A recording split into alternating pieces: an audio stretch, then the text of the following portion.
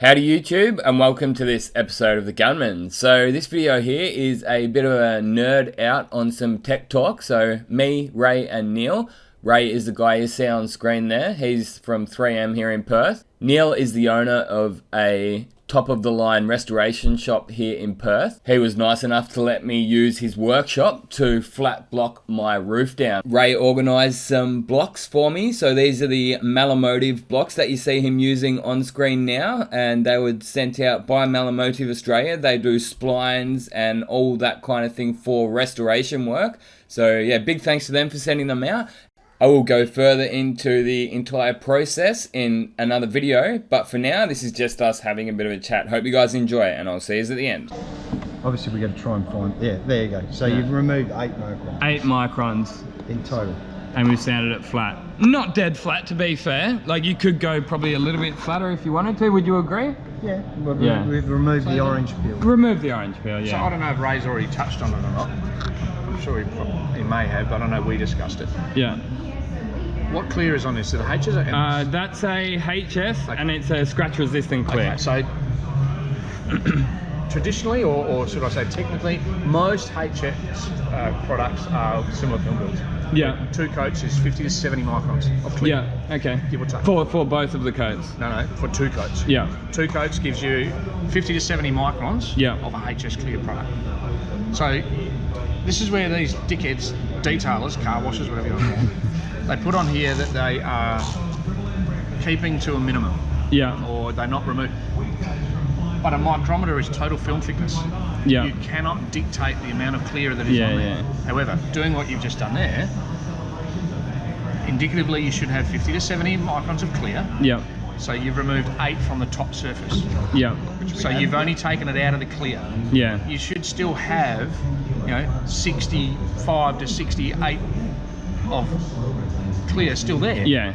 You're not going to bust through that. The sun's not going to damage it. No, exactly. Like, nothing's going to deteriorate that product. Yeah. The remaining, 180 or 190 microns of film thickness is under the clear. Exactly. Yeah. Well, it's my black base coat, and then it's the original colour. Yeah. Down to because it's red. Down to steel. Yeah. So if and then in factory primers. Yeah, E-coat. Yeah. High builds if so. Yeah.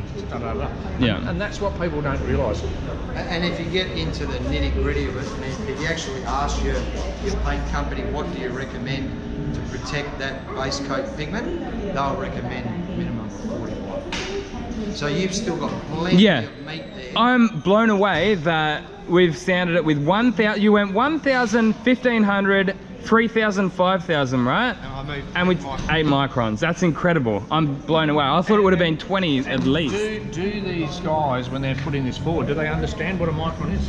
Probably not. A micron is a 25th of a millimetre. Yeah. Yeah. So you're taking 8 microns. Yeah. So like. It's like you're barely scratching a millimetre. Yeah, exactly. If that. Yeah. Oh, so you're taking nothing away from the surface. Nothing away from the protection that you originally had, yet the finish that you've got is massively improved. That's right. Like you say, to take it back down to a non-warrantable finish where you're talking at less than 40 microns, you'd have to be sanding this thing with 320. Yeah, exactly. Well, I mean, we prep blends up without cutting through them. We use 600 grit all the time. So I cut a show finish with a hard flat block like of Pete's. This one. Yeah. With 800 first. Yeah. On 3 coats. On 3 coats, yeah. So you got a little bit more to work with. A little bit more to play with, but I'm chopping with 800. Okay, so when I was with paint company, I mentioned the name, so it makes Neil get upset. Yeah. But our process with EHP was if you sand the peel flat with 800, technically on an OEM finish you'll have 25 microns removed. That won't shift the colour with the clear. So when you put 2 coats of clear over the top, you won't get that yellowing. Yeah. Because obviously you've got your UV stabilisers and that in your clear coats. So when you stack it, you're only stacking back on, basically, another 40 microns on top of that 20. So it's 60 in total. On a blend panel, do you mean? Blend panel, correct, yeah. On your edge. So you'd come to the door handle, let the overspray Of your colour? Yes. Yeah. No, of your clear. Yeah. And then your last coat of clear would be full. The whole way. Yeah. That gives you a perfect, almost the same, isn't it? Absolutely, and that comes down to an analogy where a lot of guys don't understand when they're painting. You know, you get a silver car. You've got a traditional guard blend door, but I haven't got any colour to the back of my door. Why is it changing? Yeah. Well, the simple analogy is it's depth.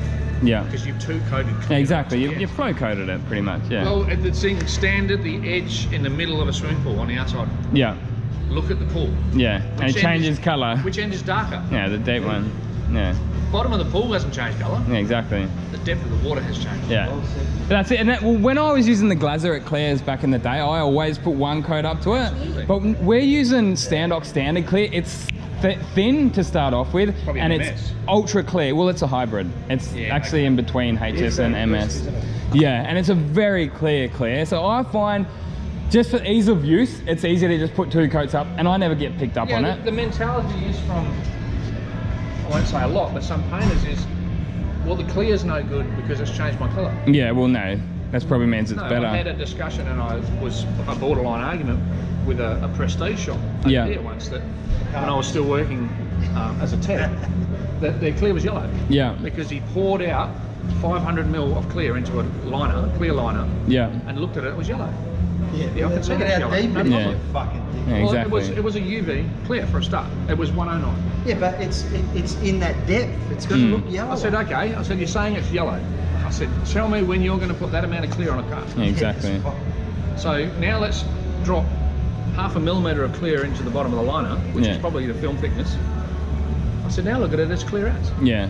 Like, so But look, they don't understand it. maybe it's just my stupid, feeble brain, but when I saw that yellowness, I see UV protection. Maybe I'm wrong. It's Maybe. enhancers. Yeah. It's UV enhancers. Yeah. But when you see it like that, or like that in the bottom of a tin. Yeah. It looks quite yellow. Yeah. But that's not the product you're putting. That's not the depth of product you're putting on the vehicle. You know, it's not going to change colour. And what I struggle with, or used to struggle with, and still do, is you've got a painter in a shop trying to tell a $1 billion global paint manufacturer they have it wrong. Yeah. University trained. Yeah. Exactly. Yeah. I mean, they've done it because they can simulate like 10 years worth of UV. Like, Accelerated weathering, Yeah. Machine Yeah. there. Yeah, totally. They put stuff. I've got product here that I've used that. yeah. That's what. And put through they accelerated fine-tuned that clear to be exactly that way because it works. Look, it doesn't matter whether it's the lesser paint company Yeah. or whether it's the top end paint. They're still running those They tests. still spend more on R&D than we will ever earn in a lifetime. Yeah, exactly. Like, Yeah. you know. Yeah. 7 billion. 7 billion. That's what I meant. Oh, that's what 3M spend a year, isn't it? In R&D. 7 billion on R&D. Before. Inventing new products, working on new technologies. You're going. You're going backwards. Yeah. You're going. Yeah, I'm hearing you. Before about knowledge and learning. Yeah. They don't develop their products; they will die off. Yeah. If we think we know everything, and Yeah. keep trying to You're gonna get. You're gonna be left behind. Yeah. No, it's true. Right, so you take this block, Yep. and I'm going to buzz this side, and then. So, what did Pete recommend for you to do? Well, he Said said we're it depends what you're looking for. He was saying if you want dead flat, you're really going to have to start with that. But he said obviously be careful of the edges because it's a hard block, the hard acrylic one. He said if you're just looking for, middle of the range in refinement and improvement, probably just go for your black one. Yeah, and then he said basically like you go through these go through with the grades. So that's the medium one, and then that's the fine one. And the flex is also based on where you're sanding. Yeah, exactly. What I find with these ones is that is hugely helpful. Yeah. Like that's a perfect example, something like that. Exactly. Yeah. And you can tune it into the line. Yeah. And you're not digging straight line scratch. Yeah. Oh, that's one thing I was going to say before, but we got sidetracked, is that one of my old bosses, he taught me about directional sanding. So like if I'm doing a dent on this door here, right, like let's just say it's here, most of my sanding will be done in that direction because that's the direction of the shape of the vehicle. Whereas a lot of people, like they'll do crisscrossing and all this, whereas I find ever since my old boss told me that, like most of the sanding do it in that way. Sure, like you do a little bit of that, but I'll find that directional sanding really helps. What would you say? 100%. Yeah? All the way through the polish. Yeah. So when you look down a car, you're looking down the car. Down the side, yeah. Yeah, who looks at it like down that way? No one. You'll probably take the meat of the repair out, but yeah. the final, when you're getting finishing, it should be exactly what you're saying. Yeah. And that's what we do with these. Even to the point, and this is another issue I have with detailers. Yeah. They've got the final, they're putting a coating on, or they're doing a hand wax or something, and they've got their little pad applicators, and they yeah. Yeah. My God. Yeah. Same thing with polishing. Yeah. Why are you trying to put circular motion into a car when you're trying to remove swirl? Yeah. Straight line. Exactly. Okay, I get that the machine is circular. Yeah. But you can't have a straight line polisher, let's be honest. That's yeah. not gonna work. Yeah. But when you get, and the idea of a DA polisher is, again, taking away the pattern. Yeah. But your final process should be straight lines. Yeah, in the direction of the vehicle. Absolutely. I actually started doing that because I was like, hey, you know what?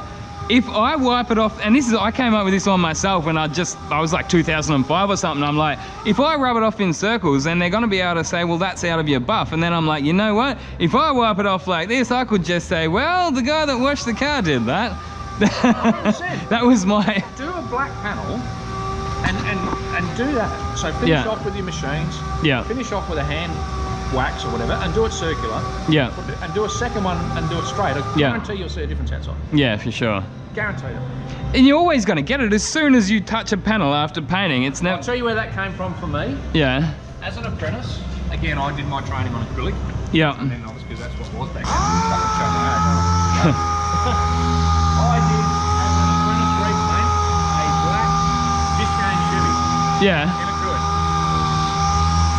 And the tradesman that taught me decided it was a good idea for me to learn how to hand cut the car. Yeah. Oh, that sucks. So You did it. Yeah, I had to. Actually hand the whole way? Yeah. Sam Hawkins made me do that. That's a little bit extreme. With what used to be, it's not the same now, the old mutton block, Yeah. cheese block. Yeah, yeah, we still got that at work. Making up a paste. Making a paste, so you're making your own compound of brasso and corn flour. Yeah. And now you can compound that. Insane. I heard about those stories about corn flour, yeah. The car though was a straight line. Yeah? Yeah, the whole way. So the whole way from cut to polish, and you would always do it by hand, yeah. Was that just to like prove a point or It something? was just being a wanker. Yeah. You'd hope so. But I tell you what though, obviously not so much compared to now, but there's a black car finished like that, and obviously it wasn't just that cut. Yeah. Then there were products with T-cut and so forth. Yeah. And you follow the whole process through that straight line, straight line, straight line, straight line. Yeah. It was pretty damn nice. Yeah. I don't ever want to do it again. Yeah. One of those things you can be proud of, hey, I've done it. I did that one day. Which I always wondered why the tradesman that taught me had forearms like Popeye. Yeah, yeah. But that's what they did. Yeah. Well, he restored his own car, after hours and weekends, that he was doing for himself, and he hand blocked the whole car with 80 grit back to bare metal. Yeah. Wow. No picking up at sand. Yeah. Well, why would you even bother doing that? Like. Just probably just the way he was taught. Yeah, yeah. This was when I was like 15 and he was already 40. Yeah, yeah. Geez, you'd just paint strip it or something, wouldn't you? If you're going back to bare metal anyway, like. Yeah, well, I would have thought that, but he Yeah. had his way of Yeah. and that's how he was going to get a quality job. Yeah. I must admit, at the end of the job. Looked awesome, yeah. One of the more interesting things I've seen over time, and probably Oh. one of the best paint jobs I've seen, bar a few imperfections, was Yeah. a brush painted car. Oh, really? I heard that's how they used to do them back in the day. They warm it. Yeah. Yeah. Okay. So like melt it. Yeah, I've seen it with an old Ford Comet. Okay. Red, so, you know, nice. Seen this thing and it looked like someone had just dropped the seat of perspex over the car. Yeah. You see the odd little brush line? Yeah. But man, this thing was awesome. Yeah. Thick. I mean, not like now where we cut, polish, and get it. Yeah, yeah, yeah. Yeah. Pretty good to see. Well, that's what I heard. Like the Model T is the first, and they were all black, as we all know that. But I heard that that's how they. Why that was? Hey. Do you know why that was? He said you can have any colour, except it has to be black. Do you know the reason? No. This is the first thing for production base. because the pigments he could get, black dried the fastest, which means he could turn out. I'm not surprised. It makes sense. So he goes, you can have black because he can produce more vehicles. Yeah. I didn't know that. Wow.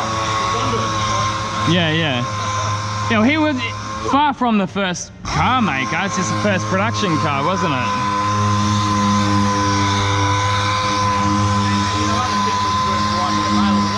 Yeah. Dried faster, yeah. And I guess less coats because it probably covered better back in those days too, the blacks. Yeah. You know, that's what I reckon, like back in the 70s, all those like crappy colors, like the reds are all dirty reds and shit. That's just oranges and the yellows, and that's just all because of the lead in there, isn't it? 100% right. They covered heaps better with red. Yeah. It wouldn't drop out, But it wouldn't fade out. now with the water tech though, like with Axelda's water, I mean red's covered just as good as any other color, to be honest. Yeah. Oh look, it's really, I think over the years, like, it's really good to sort of look at all the development and all the changes and where it's come from and where it's Exactly. now. And so I got this Tirana, and one of my mates was like, oh man, you got to do it in an original color. And I'm like, man, the only reason they did that is because that's all they could do back then. If they could have chosen a Sting Red to put on my Tirana, they would have, I reckon. And they look awesome in it, you know what I mean?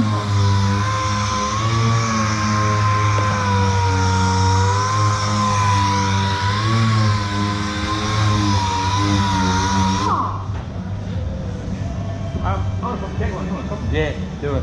I might give it a miss, thanks. Yeah, one's good enough for me, man. I'm a coffee addict. I do about 4 or 5 throughout the day. Yeah, well, you may as well give me a line of to give me an extra coffee. That's what I'm like with that. Yeah, I'm bouncing off the walls already. Coffee keeps me going. Yeah. Don't have it. And that's the difference. So the wet fries that versus the dry. Yeah. You know, I could do this whole job with One bit lasts a lot longer. That's right. But harder to see exactly what's going on. right. It's more for a skill. Yeah. So Neil's not the skilled user, is that what you're saying? Or Sorry? are you saying Neil's not the skilled user? It's just because he likes to. Well, he spent that much time. That's going to have 400 hours dumped on it Really? Wow. to get that perfect because it's a $50,000 paint job. Yeah. So the last thing I want to do is buff for a fucking panel. Yeah. So he wants that control. Yes, I know what you mean.